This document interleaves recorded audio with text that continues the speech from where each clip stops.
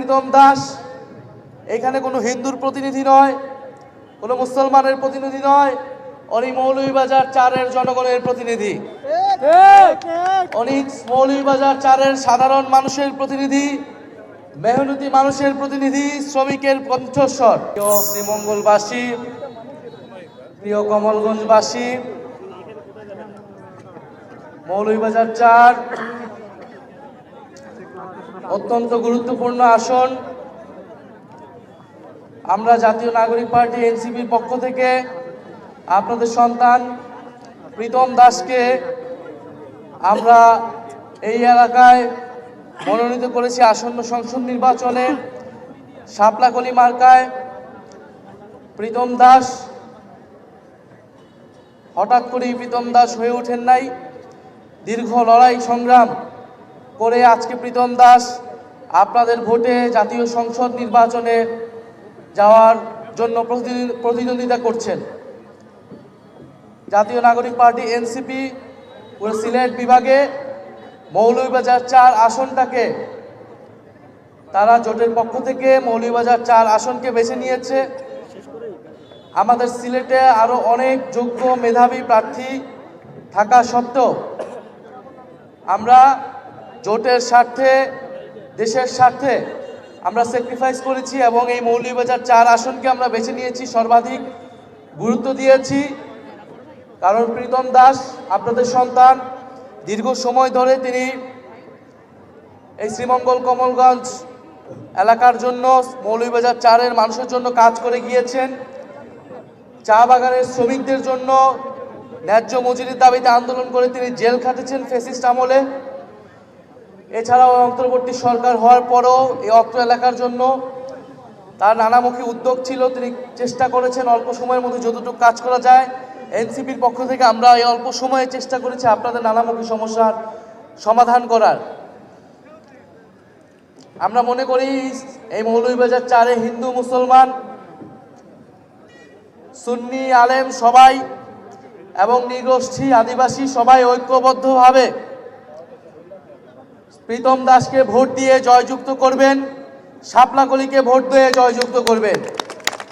শাপলাকলিকে অন্তর্ভুক্তিমূলক সমাজ ও রাষ্ট্র প্রতিষ্ঠা করবে, জাতীয় সংসদে আমাদের দেশের সকল জনপ্রতিনিধি, জনগোষ্ঠীকে প্রতিনিধিত্ব করবে।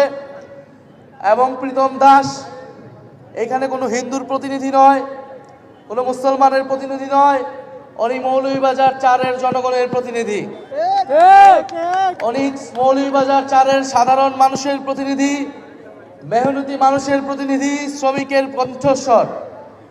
উনি জাতীয় সংসদে জাতীয় নাগরিক পার্টির পক্ষ থেকে এই এলাকার মানুষের পক্ষে কথা বলবে এবং আমরা যে সংস্কারের প্রতিশ্রুতি দিয়েছি, যেই সংস্কারের জন্য আমরা লড়াই করে যাচ্ছি 3রা আগস্ট থেকে, সেই সংস্কার বাস্তবায়নের জন্য আমরা প্রীতম দাস সহ ঐক্যবদ্ধভাবে কাজ করব।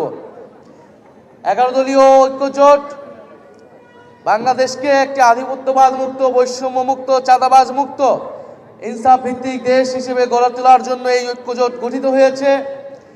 জাতীয় সংসদ নির্বাচনে ঐক্যবদ্ধ হয়েছে।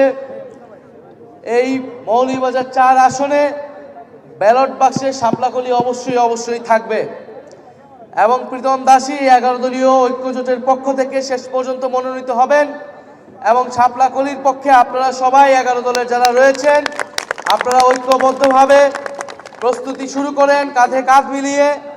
কারণ আমরা চাই না কোনো আসন নষ্ট হোক, কোনো আসন চাঁদাবাজদের হাতে যাক, সন্ত্রাসদের হাতে যাক, নতুন করে যারা স্বৈরাচার প্রতিষ্ঠা করতে চায় তাদের কাছে যাক, আমাদের ভেদাভেদ বা ভুলের কারণে। ফলে প্রীতম দাসকে সামনে রেখে 11 দলের প্রতি আমার আহ্বান থাকবে, এই মৌলভীবাজার 4-এ আপনারা সবাই ঐক্যবদ্ধভাবে কাঁধে কাঁধ মিলিয়ে প্রীতম দাসকে সামনে রেখে এই আসন, প্রীতম দাসেরও না কেবল এই আসন 11 দলীয় ঐক্যজোটের, 11 দলীয় ঐক্যজোট আপনাদের সুখে দুঃখে পাশে কথা বলবে এবং আপনাদের প্রতি যে প্রতিশ্রুতি, এই মৌলভীবাজার 4-এর প্রতি যে প্রতিশ্রুতি প্রীতম দাস রেখেছেন সেগুলো অক্ষরে অক্ষরে বাস্তবায়ন করবে। ইনশাল্লাহ আমরা 12ই ফেব্রুয়ারি আমরা আকাঙ্ক্ষিত ফল পাব এবং প্রীতম দাসকে এই মৌলভীবাজার 4-এর সন্তান প্রীতম দাসকে আমরা জাতীয় সংসদে দেখতে পারবো। প্রিয় এলাকাবাসী, আমরা মৌলভীবাজার 4 থেকে এনসিপির শাপলাকলির যে নির্বাচনী যাত্রা এবারে নির্বাচনে শুরু করলাম, ইনশাআল্লাহ আগামী নির্বাচনে আমরা সিলেটের প্রতিটি আসনেই শাপলাকলির ফুল ফুটাতে পারবো বলে অঙ্গীকার ব্যক্ত করছি। পুরো সিলেট বিভাগের নেতাকর্মীরা দীর্ঘ পরিশ্রম করেছেন, প্রার্থীরা অনেক পরিশ্রম করেছেন, মানুষের কাছে কথা গিয়েছেন, মানুষের জন্য কথা বলেছেন, এখনো গণভোটের জন্য কথা বলছেন।